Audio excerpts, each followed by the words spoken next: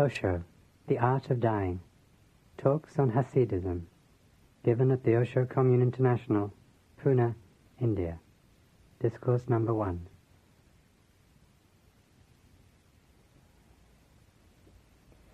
Bhagwan, when Rabbi Burnham lay dying, his wife burst into tears. He said, "What are you crying for? My whole life was only that I might learn how to die."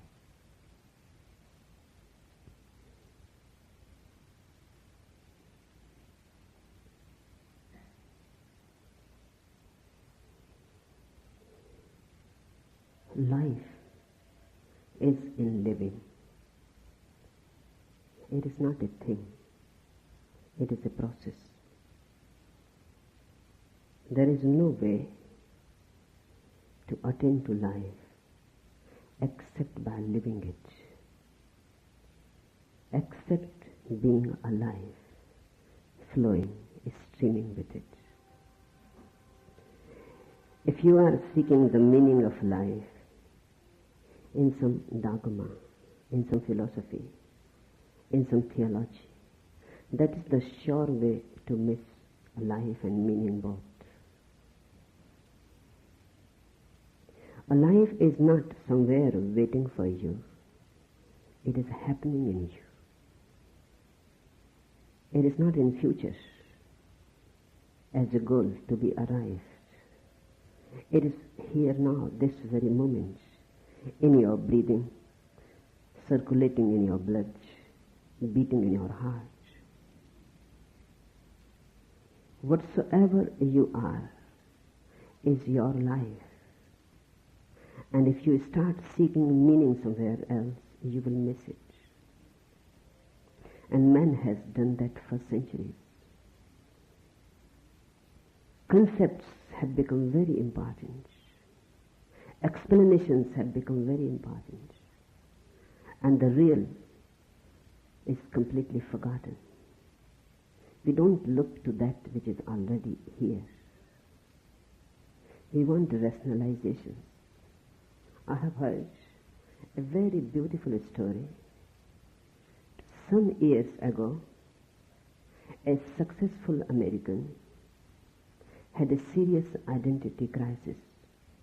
He sought help from psychiatrists, but nothing came of it, for there was none who could tell him the meaning of life, which is what he wanted to know. By and by he learned of a venerable and incredibly wise guru who lived in a mysterious and most inaccessible region of the Himalayas. Only that guru, he came to believe, would tell him what life means and what his role in it ought to be. So he sold all his worldly possessions and began his search for the all-knowing guru. He spent 8 years wandering from village to village throughout the Himalayas in an effort to find him. And then one day he chanced upon a seafarer who told him where the guru lived and how to reach the place. It took him almost a year to find him, but he eventually did. There he came upon his guru, who was indeed venerable, in fact, well over 100 years old. The guru consented to help him, especially when he learned of all the sacrifices the man made towards this end. "What can I do for you, my son?" asked the guru. "I need to know the meaning of life," said the man. To this the guru replied, without hesitation, "Life," he said, "is a river without end." "A river without end?" said the man in a startled surprise. "After coming all this way to find you, all you have to tell me is that life is a river without end?" The guru was shaken, shocked. He became very angry and he said, "You mean it is not?"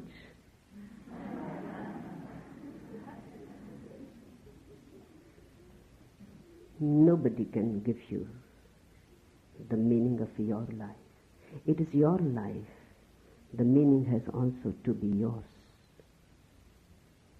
Himalayas won't help. Nobody except you can come upon it.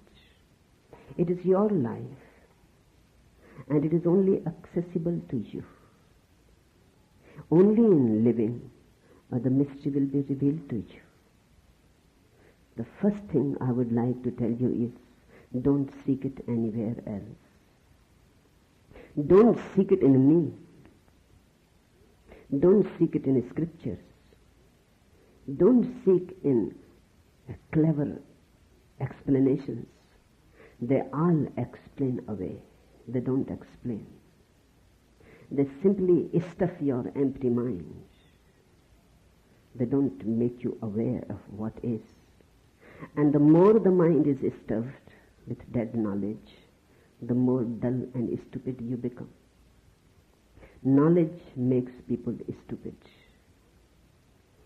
It dulls their sensitivity.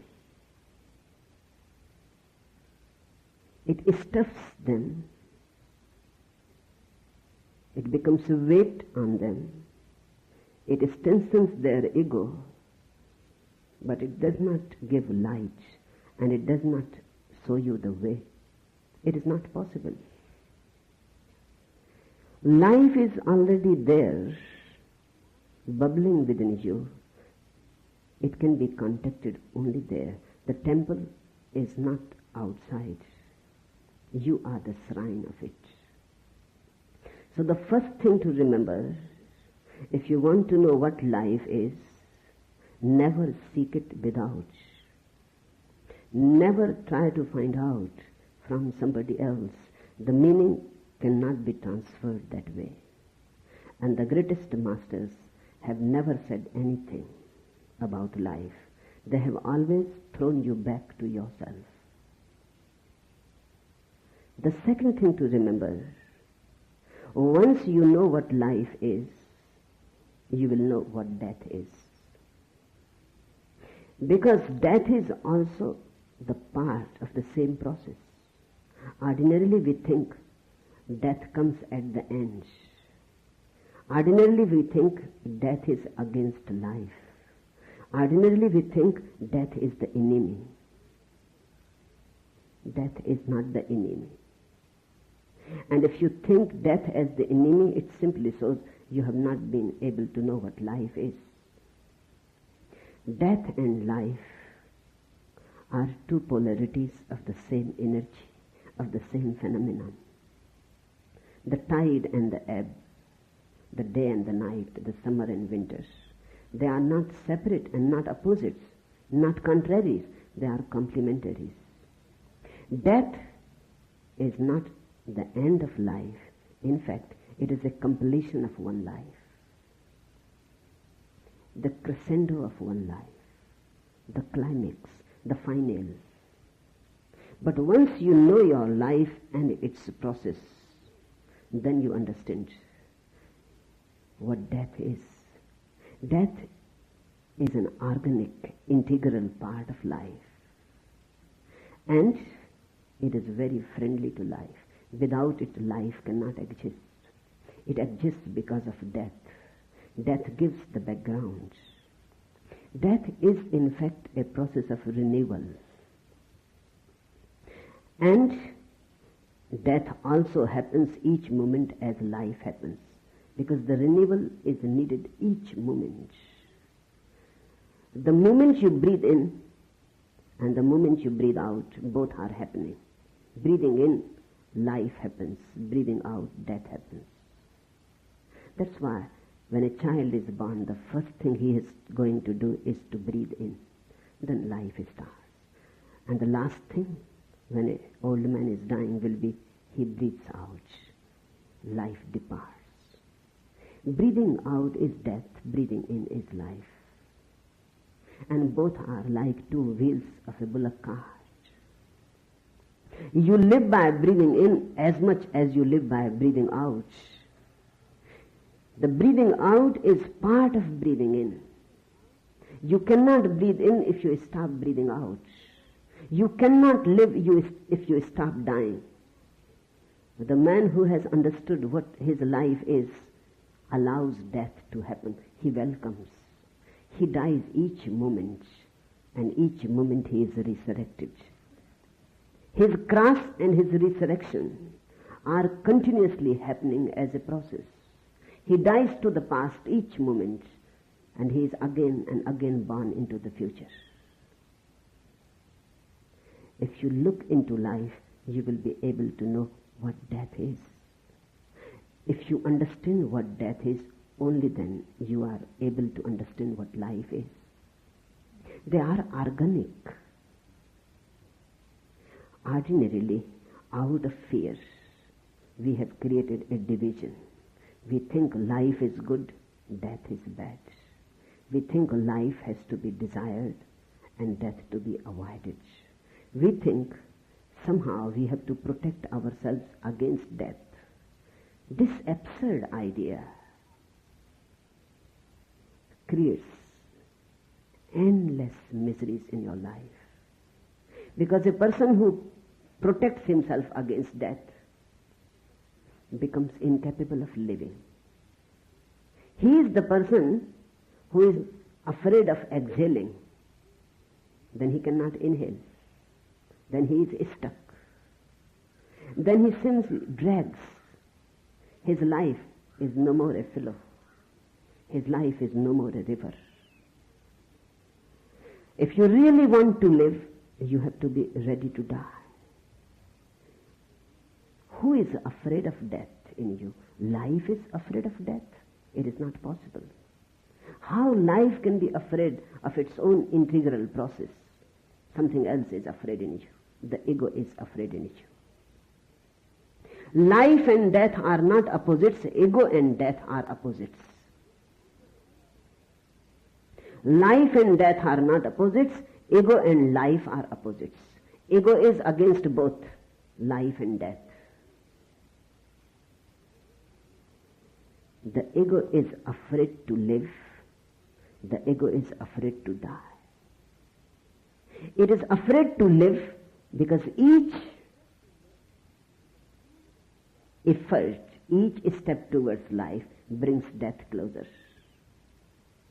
If you live, you are coming closer to die. The ego is afraid to die, hence it is afraid to live also. The ego simply drags. There are many people who are neither alive nor dead. This is worse than anything. A man who is fully alive is full of death also. That is the meaning of Jesus on cross. It has not been really understood. Jesus carrying his own cross. And he says to his disciples, you will have to carry your own cross. The meaning of Jesus carrying his own cross is nothing but this, very simple. That everybody has to carry his death continuously. And everybody has to die each moment. Everybody has to be on the cross, because that is the only way to live fully, totally. Whenever you come to a total moment of aliveness, suddenly you will see death also there. In love it happens. In love, life comes to a climax. And hence people are afraid of love. I have been continuously surprised by people who come to me and say they are afraid of love. What is the fear of love? Because when you really love somebody, your ego starts slipping and melting. You cannot love with the ego. The ego becomes a barrier. And you would like to drop the barrier. And the ego says, this is going to be a death. Beware. The death of the ego is not your death. The death of the ego is really your possibility to live. The ego is just a dead crust around you. It has to be broken and thrown away. It naturally comes into being. Just as a traveler passes, dust collects on his clothes, on his body. And he has to take a bath to get rid of the dust. As we move in time, dust collects of experiences, of knowledge, of lived life, of past. That dust becomes our ego. Accumulated, it becomes a crust around you. It has to be broken and thrown away. One has to take a bath continuously, every day, in fact every moment, so that this crust never becomes a prison. The ego is afraid to love, because in love life comes to a peak. But whenever there is a peak of life, there is also a peak of death. They go together. In love, you die and you are reborn. The same happens when you come to meditate or to pray, or when you come to a master to surrender. The ego creates all sorts of difficulties, rationalizations, not to surrender. Think about it, brood about it, be clever about it. When you come to a master again, the ego becomes suspicious, doubtful, creates anxiety. Again you are coming to life, to a flame, where death will also be as much alive as life. Let it be remembered that death and life both become a flame together. They are never separate. If you are very, very minimally alive, at the minimum, then you can see death and life separate. The closer you come to the peak, they start coming closer. At the very apex, they meet and become one. In love, in meditation, in trust, in prayer, wherever life becomes total, death is there. Without death, life cannot become total. But the ego always thinks in divisions, in dualities. It divides everything. Existence is indivisible. It cannot be divided. You were a child, then you became young. Can you demark the line when you became young? Can you demark the point in time where suddenly you were no more a child and you became young? One day you become old. Can you demark the line when you became old? Processes cannot be demarked.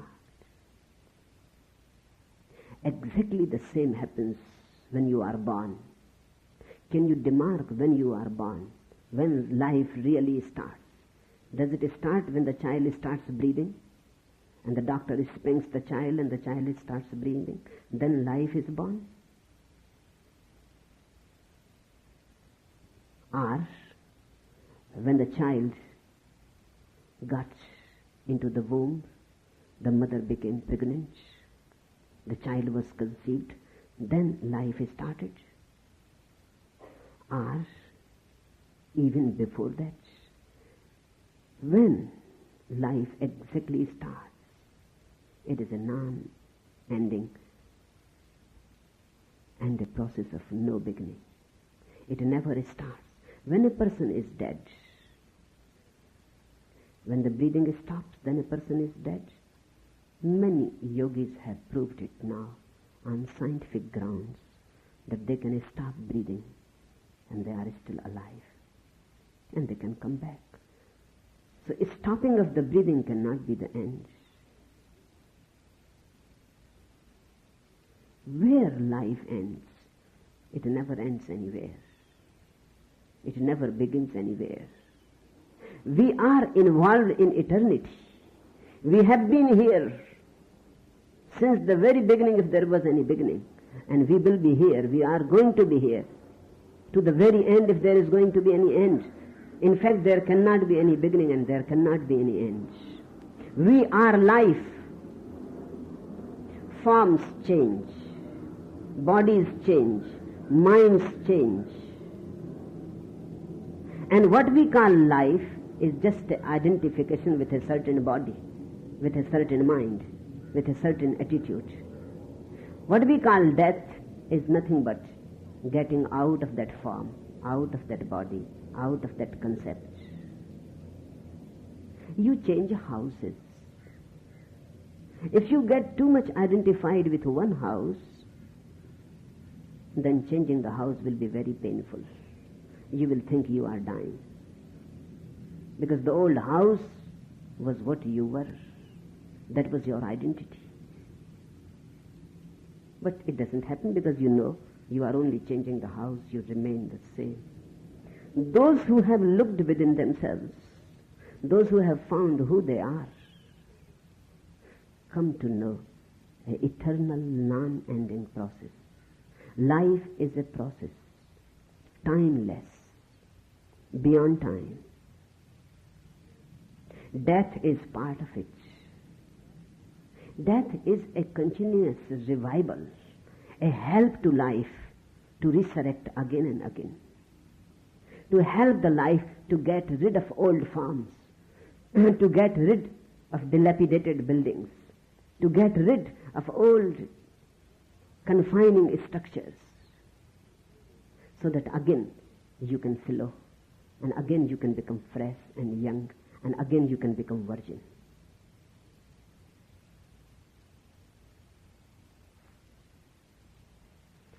I have heard a man was browsing through an antique shop near Mount Vernon and ran across a rather ancient-looking axe.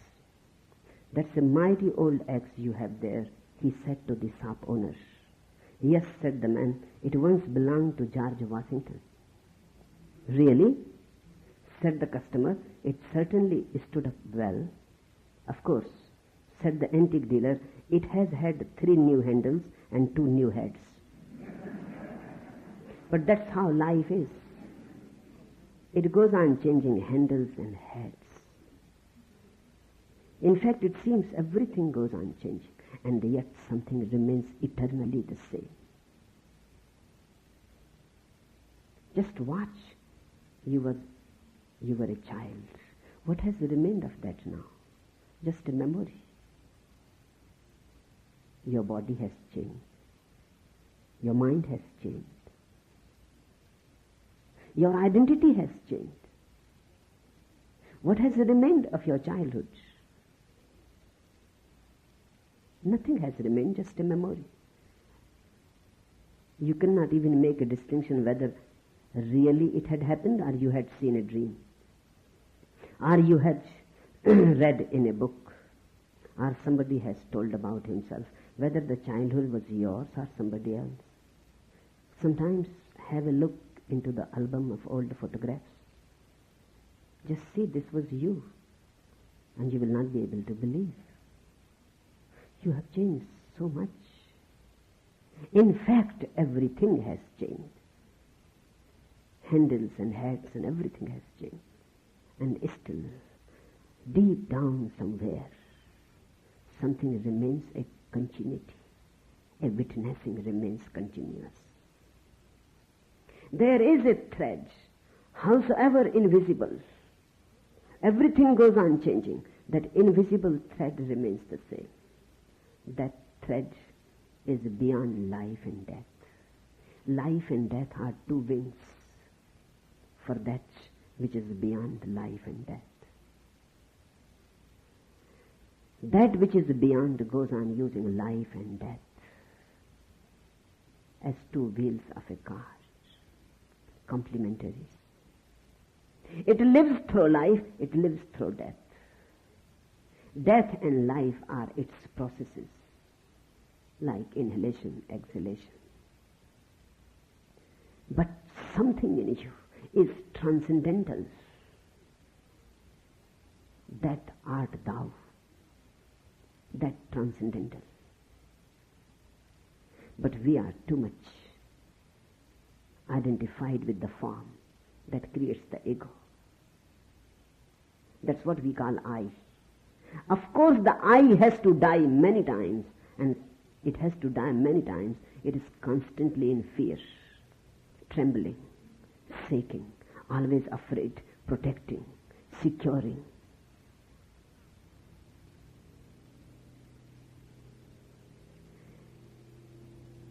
A Sufi mystic knocked at the door of a very rich man. He was a beggar, and he wanted nothing but enough so that he can have his meal. The rich man shouted at him and said, "Nobody knows you here." "But I know myself," said the dervish. "How sad it would be if the reverse were true. If everybody knew me and I was not aware who I am, how sad it would have been. Yes, you are right, nobody knows me here, but I know myself." These are only the two situations possible. And you are in the sad situation. Everybody may be knowing about you, who you are. You yourself are completely oblivious of your transcendence, of your real nature, of your authentic being. This is the only sadness in life. You can find many excuses, but the real sadness is this, that you don't know who you are. How a person can be happy not knowing who he is, not knowing from where he is coming, not knowing where he is going. And then 1,001 problems arise because of this basic self-ignorance. A bunch of ants came out of the darkness of their underground nests in search of food. It was early in the morning. The ants happened to pass by a plant whose leaves were covered with morning dew. "What are these?" asked one of the ants, pointing to the dewdrops. "Where do they come from?" Some said they come from the earth. Others said they come from the sea. Soon a quarrel broke out. There was a group who adhered to the sea theory and a group who attached themselves to the earth theory. Only one, a wise and intelligent ant, stood alone. He said, "Let us pause a moment and look around for signs, for everything has an attraction towards its source. Or, as it is said, everything returns to its origin. No matter how far in the air you throw a piece of brick, it comes down to the earth. Whatever leans towards the light must originally be of the light." The ants were not totally convinced yet and were about to resume their dispute, but the sun had come up and the dewdrops were leaving the leaves, rising towards the sun and disappearing into the sun. Everything returns to its original source, has to return to its original source. If you understand life, then you understand death also. Life is a forgetfulness of the original source, and death is again a remembrance. Life is going away from the original source, death is coming back home. Death is not ugly, death is beautiful. But death is beautiful only for those who have lived their life unhindered, uninhibited, unsuppressed. Death is beautiful only for those who have lived their life beautifully, who have not been afraid to live, who have been courageous to live, who loved, who danced, who celebrated. Death becomes the ultimate celebration if your life is a celebration. Let me tell you in this way. Whatsoever your life is, death reveals only that. If you have been miserable in life, death reveals misery. Death is a great revealer. If you've been happy in your life, death reveals happiness. If you have lived only a life of physical comfort and physical pleasure, then of course death is going to be very uncomfortable and unpleasant, because the body has to be left. Body is just a temporary abode, a sarai, in which we stay for the overnight and in the morning we have to leave. It is not your permanent abode. It is not your home.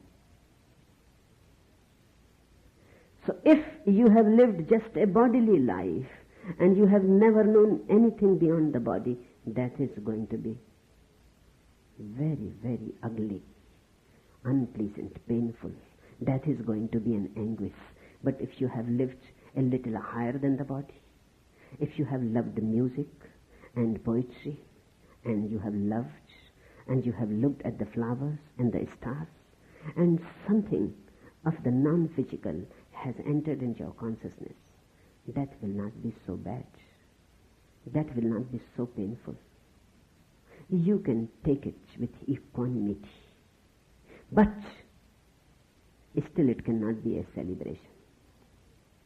If you have lived something into the transcendental in yourself, if you have entered your own nothingness at the centers of your being, where you are no more a body and no more a mind, where physical pleasures are completely left far away, and mental pleasures also, the pleasures of music and poetry and literature and painting, everything is left far away.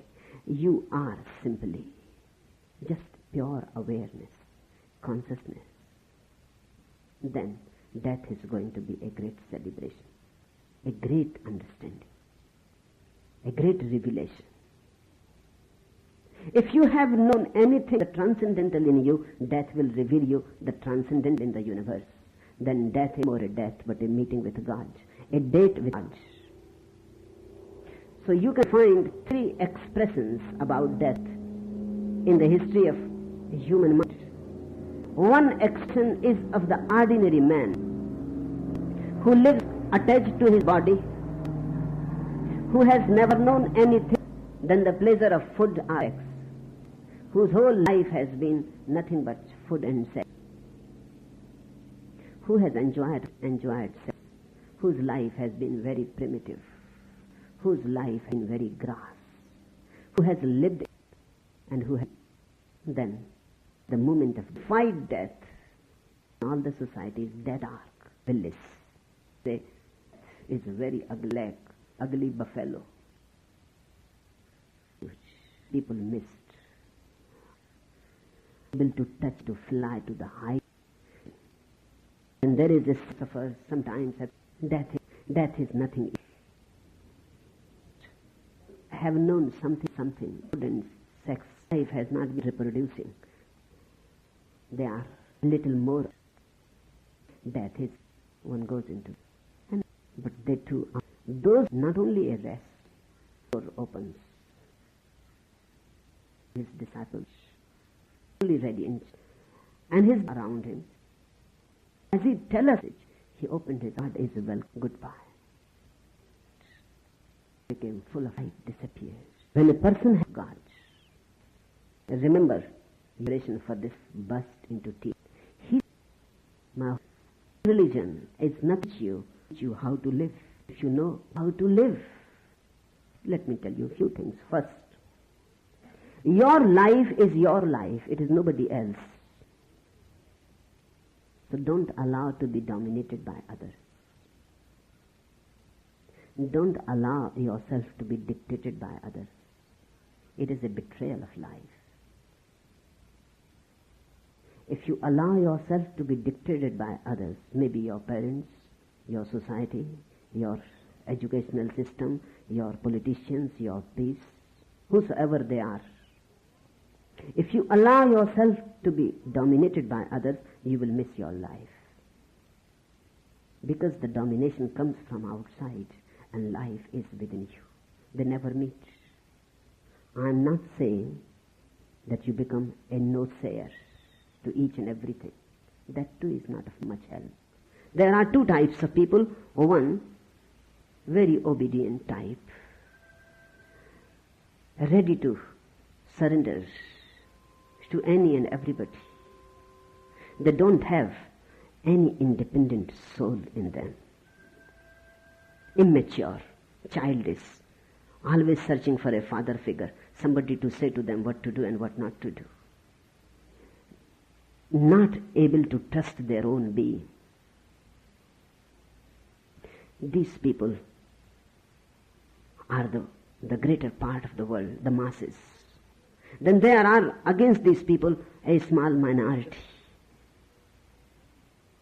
who reject society, who reject the values of the society. And they think they are rebellious. They are not. They are only reactionaries.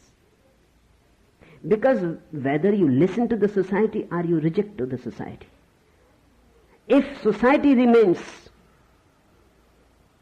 in either way the determining factor, then you are dominated by the society. Let me tell you one anecdote.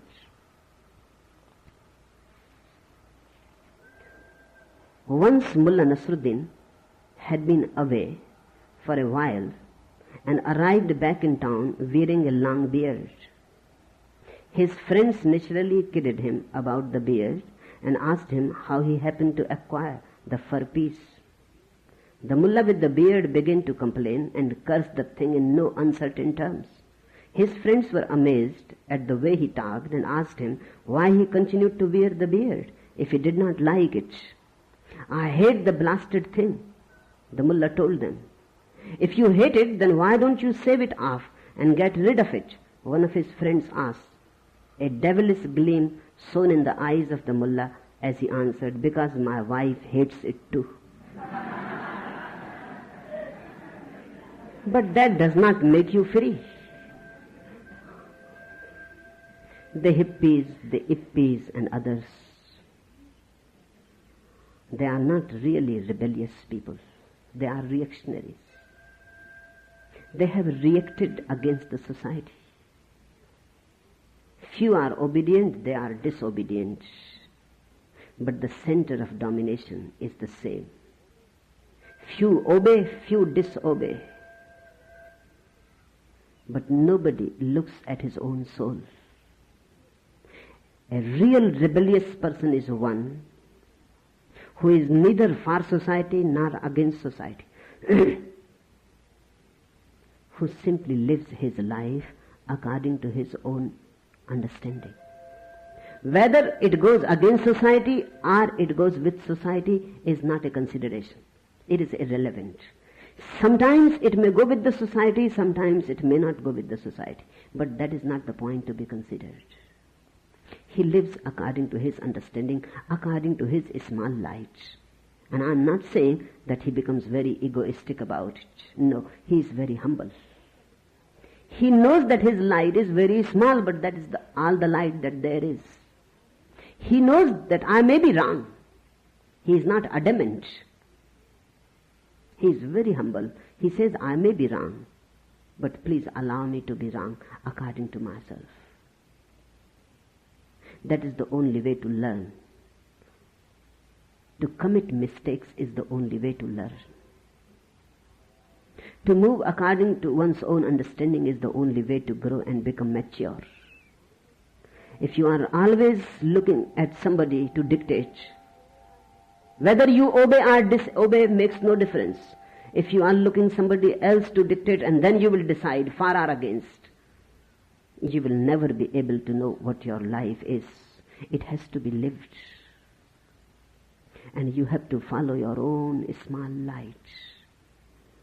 It is not always certain what to do.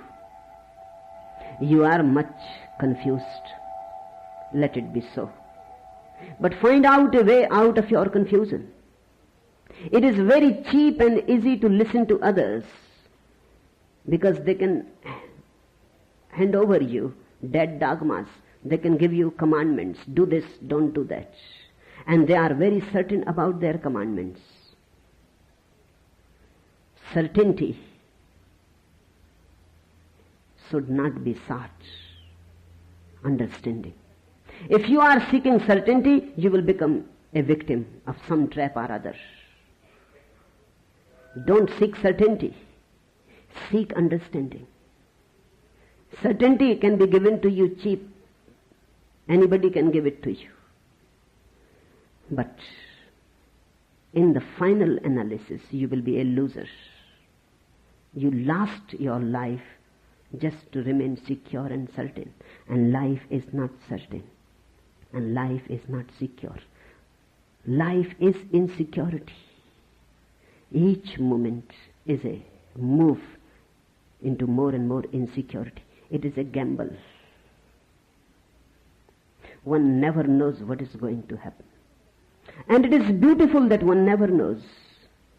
If it was predictable, life would not be worth living.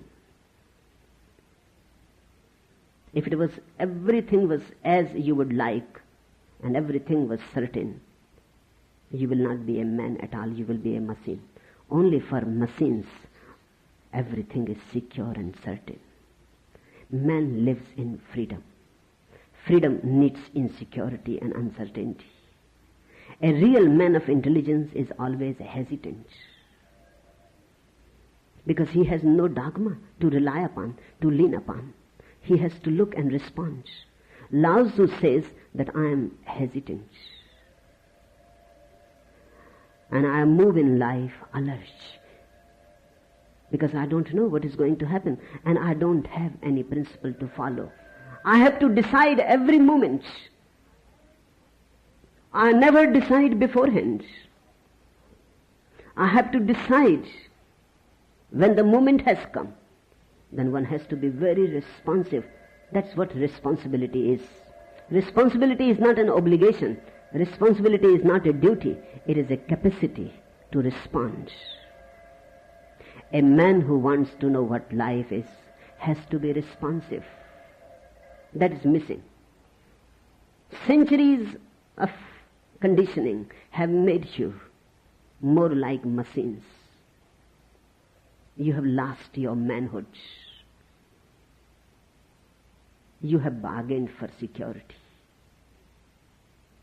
You are secure and comfortable, and everything has been planned by others, and they have put everything on the map. They have measured everything. This is all absolutely foolish, because life cannot be measured. It is immeasurable. And no map is possible, because it is in constant flux. Everything goes on changing. Except change, nothing is permanent. Says Heraclitus, you cannot step in the same river twice. And the ways of life are very zigzag. The way of life is not like a track of a railway train. No, it does not run on tracks. And that's the beauty of it, the glory of it, the poetry of it, the music of it, that it is always a surprise. If you are seeking for security, certainty, your eyes will become closed, and you will be less and less surprised, and you will lose the capacity to wonder. Once you lose the capacity to wonder, you have lost a religion.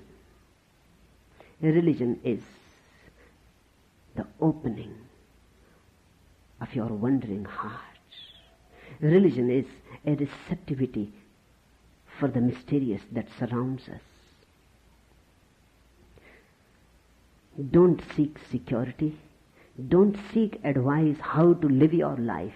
People come to me, they say, Bhagwan, say to us how we should live our lives. You are not interested in knowing what life is. You are more interested to make a fixed pattern. You are more interested to kill life than to live it. You want a discipline to be imposed on you. And there are, of course, priests and politicians all over the world who are ready, just sitting for you. Come to them and they are ready to impose their disciplines on you. They enjoy that power that comes through imposing your own ideas upon others. I am not here for that. I am here to help you to become free. And when I say I am here to help you to become free, I am included. I am to help you to become free of me also. My sannyas is a very paradoxical thing. You surrender to me in order to become free. I accept you and initiate you into sannyas to help you to become absolutely free of every dogma, of every scripture, of every philosophy. And I am included in it. Sannyas is as paradoxical, should be, as life itself is. Then it is alive. So the first thing, don't ask anybody how you should live your life. Life is so precious. Live it. I am not saying that you will not commit mistakes. You will commit. Remember only one thing, don't commit the same mistakes again and again. That's enough. If you can find a new mistake every day, commit it. But don't repeat mistakes. But that is foolish. A man who can find new mistakes to commit will be growing continuously. And that is the only way to learn. That is the only way to come to your own inner light. I have heard it is said, one night the poet Avadi of Kerman was sitting on his porch, a very great Muslim poet, bent over a vessel. Shams-e-Tabrizi, a great Sufi mystic, happened to pass by. Shams-e-Tabrizi looked at the poet, what he is doing. He asked the poet, what are you doing? The poet said, contemplating the moon in a bowl of water. Shams-e-Tabrizi started laughing, a uproarious laughter, a mad laughter. The poet started feeling uncomfortable. A crowd gathered. And the poet says, what is the matter? Why are you laughing so much? Why you are ridiculing me? Shams-e-Tabrizi said, unless you have broken your neck, why don't you look at the moon in the sky directly? The moon is there, the full moon is there, and this poet is sitting with a bowl of water and looking into the bowl of the water at the reflection of the moon. Seeking truth in scriptures, seeking truth in philosophies, is looking at the reflection. If you ask somebody else how you should live your life, you are asking for misguidance. Because that man can only say about his own life. And never, never two lives are the same. Whatsoever he can say and impart to you will be about his own life. And that too only if he has lived. He may have asked somebody else. He may have followed somebody else. He may have been an imitator himself. Then reflection of the reflection. And centuries pass. And people go on reflecting the reflection and the reflection and the reflection. And the real moon is always there in the sky waiting for you. It is your moon. It is your sky. Look directly. Be immediate about it. Why borrow my eyes or anybody else's eyes?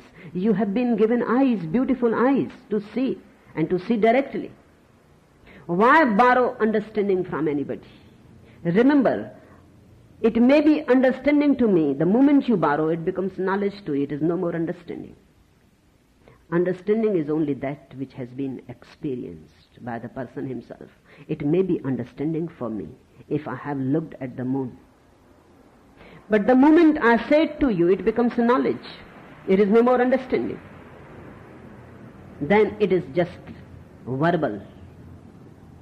Then it is just linguistic. And language is a lie. Let me tell you one anecdote. A chicken farmer, dissatisfied with the productivity of his flock, decided to use a bit of psychology on his hens. Accordingly, he purchased a gay-colored talking parrot and placed him in the barnyard. Sure enough, the hens took to the handsome stranger immediately, pointed out the best tidbits for him to eat with joyous clucks, and generally followed him around like a bevy of teenage girls following a new singing star sensation. To the delight of the farmer, even their egg-laying capabilities improved. The barnyard rooster, naturally jealous of being ignored by his harem, set upon the attractive interloper, assailed him with beak and claws, pulling out one green or red feather after the other, whereupon the intimidated parrot cried out in trepidation, Desist, sir, I beg of you, desist. After all, I am only here in the capacity of a language professor. Many people live their life as language professors. That is the falsest kind of life. Reality needs no language. It is available to you on a non-verbal level. The moon is there. It needs no bowl and no water. It needs no other medium. You have just to look at it. It is a non-verbal communication. The whole life is available. Just you have to learn how to communicate with it non-verbally. That's what meditation is all about. To be in such a space where language does not interfere, where learned concepts don't come in between you and the real. When you love a woman, don't be bothered what others have said about love. That is going to be an interference. You love the woman, the love is there, forget all that you have learnt about love. Forget all Kinseys and forget all Masters and Johnsons. Forget all Freuds and Jungs. Please don't become a language professor. Just love the woman and let love be there and let love lead you and guide you into its innermost secrets, into its mysteries. Then you will be able to know what love is. What others say about meditation is meaningless. Once I came upon a book. A Jaina saint has written that book about meditation. It was really beautiful. Just few places were there where I could see that the man has never meditated himself. Otherwise, those places cannot be there. But they were very few and far in between. The whole book, on the whole, almost 99% was perfect. I loved the book. Then I forgot the book. For 10 years I was wandering around the country. Once, in a village of Rajasthan, that saint came to meet me. His name looked familiar, and suddenly I remembered the book. And I asked the saint, why you have come to me? He said, I have come to you to know what meditation is. I said, I remember your book, and I remember it very well, because it has really impressed me, except few defects which showed that you have never meditated. The book was perfectly right, 99% right. And now you come here to learn about meditation. Have you never meditated? He looked a little embarrassed because his disciples were also there. I said, be frank. Because if you say you know meditation, that I'm not going to talk about it, then finish, you know. There is no need. If you say to me frankly, at least be true once. If you say you have never meditated, only then I can help you towards meditation. It was a bargain, so he has to confess. He said, yes. I have never said it to anybody. I have read many books about meditation, all the old scriptures. And I have been teaching to people, that's why I feel embarrassed before my disciples. I have been teaching meditations to thousands, and I have written books about it, but I have never meditated. Now, you can write books about meditation, never coming across the space what meditation is. You can become so efficient in verbalizing. You can become so clever in abstraction, in intellectual argumentativeness, and you can forget completely that all the time that you have been involved in these intellectual activities is a sheer wastage. I asked the old man, how long you have been interested in meditation? He says, my whole life. He was almost 70. He said, when I was 20, I took sannyas. I became a Jaina monk. And those 50 years since then, I have been reading and thinking about meditation. 50 years thinking and reading and writing about meditation. Even guiding people into meditations. And he has not even tasted once what meditation is. And this is the case with millions of people. They talk about love. They know all the poetries about love. But they have never loved. Or even if they thought they were in love, they were never in love. That was too a heady thing. It was not of the heart. People live and go on missing life. It needs courage. It needs courage to be realistic. It needs courage to move with the life wherever it leads. The paths are uncharted. There exists no map. One has to go into the unknown. Life can be understood only if you are ready to go into the unknown. If you cling to the known, you cling to the mind, and mind is not life. Life is non-mental, non-intellectual, because life is total. Your totality has to be involved in it. You cannot just think about it. Thinking about life is not life. Beware of this aboutism. One goes on thinking about. There are people who think about God. There are people who think about life. People who think about love. People who think about this and that. Mullah Nasruddin became very old and he went to his doctor. And he was looking very weak. And the doctor said, I can say only one thing. You will have to cut your love life to half. The mullah said, okay. Which half? Talking about it or thinking about it? That's all.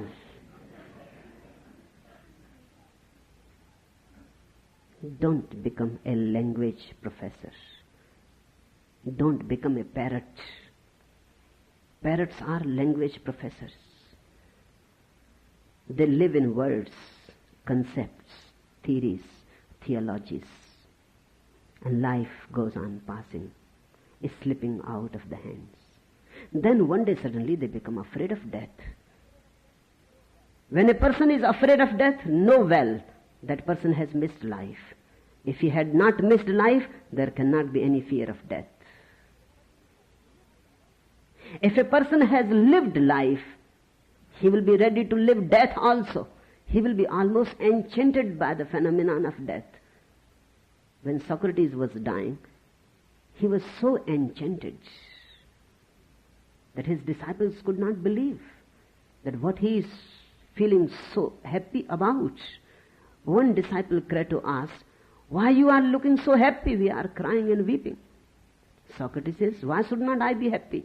I have known what life is. Now I would like to know what death is. I am at the door of a great mystery. And I am thrilled. I am going on a great journey of the unknown. I am simply full of wonder. I cannot wait. And remember, Socrates was not a religious man. Socrates was not in any way a believer. Somebody asked, are you so certain that the soul will survive after death? Socrates says, I don't know. To say I don't know is the greatest courage in the world. It is very difficult. Difficult for the language professors to say I don't know. Difficult for the parrots. A very sincere and honest man. Socrates says, I don't know. But then the disciple asked, then why you are feeling so happy? If the soul does not survive, then Socrates says, I have to see. If I survive, there is no fear about it then. If I don't survive, how can there be fear? If I don't survive, then where is the fear? There is nobody there. So fear cannot exist. If I survive, I survive. There is no point in getting afraid about it. But I don't know exactly what is going to happen. That's why I am so much full of wonders and ready to go into it. I don't know. To me, this is what a religious man should be. A religious man is not a Christian or a Hindu or a Buddhist or a Mohammedan. Because all these are ways of knowledge. A Christian says, I know, and his knowledge comes from the Christian dogmas. A Hindu says, I also know, and his knowledge comes from the Vedas and the Gitas and his dogmas. And a Hindu is against the Christian because he says, if I am right, you cannot be right. If you are right, then I cannot be right. So there is great argument and there is much dispute and much debate and unnecessary conflict. A religious man, a really religious man, not the so-called religious people, is one who says, I don't know. When you say, I don't know, you are open. You are ready to learn. When you say, I don't know, you don't have any prejudice, this way or that. You don't have any belief. You don't have any knowledge. You have only awareness. You say, I am aware, and whatsoever happens, I will see. I will not carry any dogma from the past.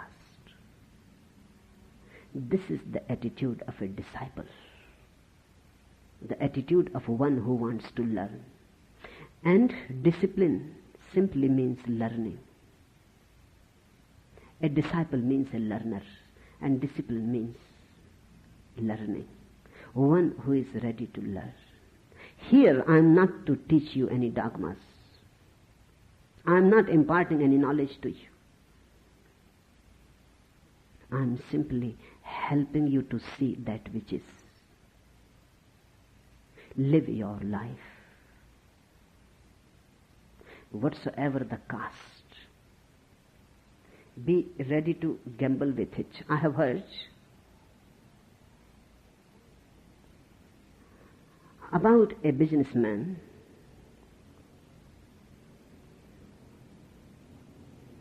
he was walking from his office to a restaurant for lunch when he was stopped by a stranger who said to him, I don't think that you remember me, but 10 years ago I came to this city broke. I asked you for a loan and you gave me $20 because you said you were willing to take a chance to start a man on the road to success. The businessman thought for a while and then he said, yes, I remember the incident. Go on with your story. Well, remarked the stranger, are you still willing to gamble? Life asks you the same question again and again and again. Are you still willing to gamble? It is never certain. Life has no insurance in it. It's simply an opening, a wild opening, a chaotic opening. You can make a small house around you secure, but then that will prove your grave. Live with life. And we have been doing that in many ways. Marriage is man-created. Love is part of life. When you create marriage around love, you are creating security. You are making something which cannot be made. Love cannot be made legal. You are trying to do the impossible. And if in that effort love dies, there is no wonder. You become a husband, your beloved becomes a wife, you are no more two alive persons. You are two functionaries. The husband has a certain function, the wife has a certain function to do. They have certain duties to fulfill. Life has ceased flowing. They are frozen. Watch a husband and wife. You will always see two persons frozen, sitting side by side, not knowing what they are doing here, why they are sitting. Maybe they have nowhere to go. When you see love between two persons, something is flowing, moving, changing. When there is love between two persons, they live in an aura. There is a constant sharing.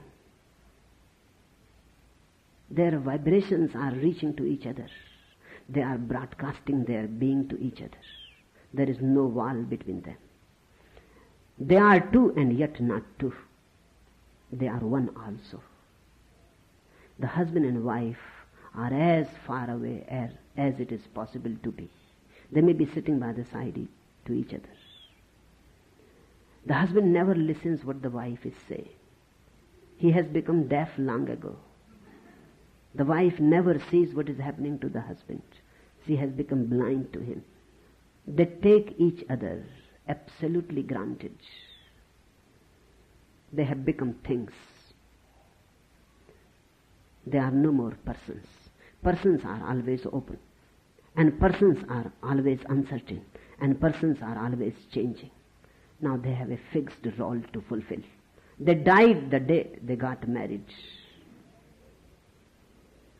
Since that day they have not lived. I'm not saying don't get married. But remember it. That love is the real thing. And if it dies, then marriage is worthless. And the same is true about everything in life. About everything.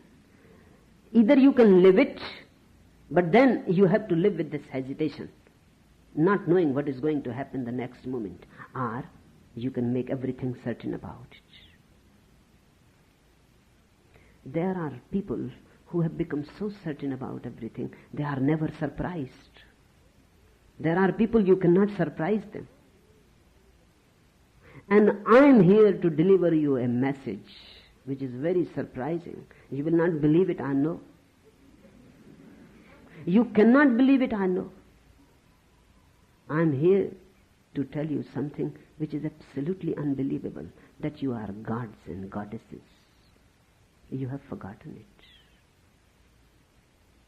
Let me tell you one anecdote. Harvey Firestone, Thomas A. Edison, John Burroughs, and Henry Ford stopped at a rural service station on their way to Florida for the winter. We want some bulbs for our headlights, said Ford. And by the way, that is Thomas Edison sitting there in the car, and I am Henry Ford. The fellow at the service station did not even look up, just spat out some tobacco juice with obvious contempt and said, Ford, we would like to buy a new tire if you have any Firestone tires. And that other fellow in the car is Harvey Firestone himself. Still the old fellow said nothing. While he was placing the tire on the wheel, John Burroughs, with his long white beard, stuck his head out the window and said, how do you do, strangers? Finally, the old man at the service station came alive. He glared at Burroughs and said, if you tell me you are Santa Claus, I will be damned if I don't crush your skull with this lug wrench. He could not believe that in one car, Harvey Firestone, Thomas A. Edison, John Burroughs, and Henry Ford all are traveling. They were all friends. They used to travel together. When I say to you, you are gods and goddesses, you will not believe me, because you have completely forgotten. Who is traveling within you? Who is sitting within you?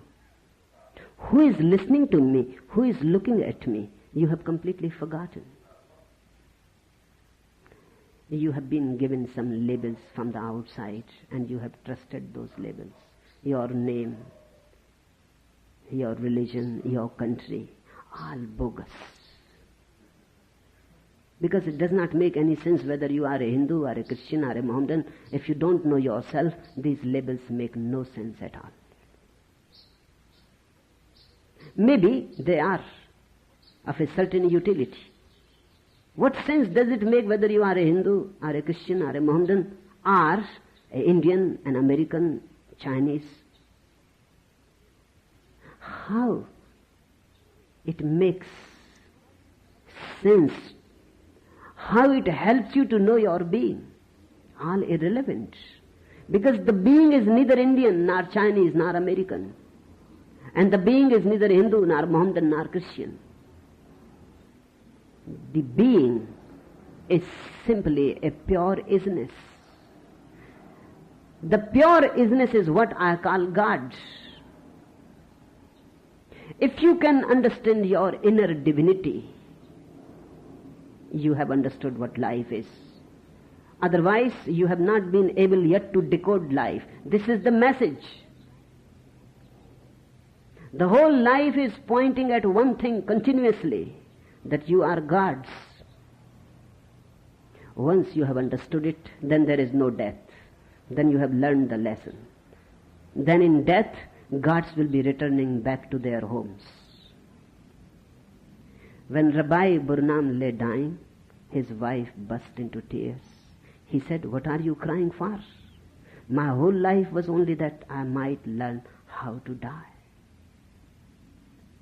The whole life, just a training, how to go back home, how to die, how to disappear. Because the moment you disappear, God appears in you. Your presence is God's absence. Your absence is God's presence.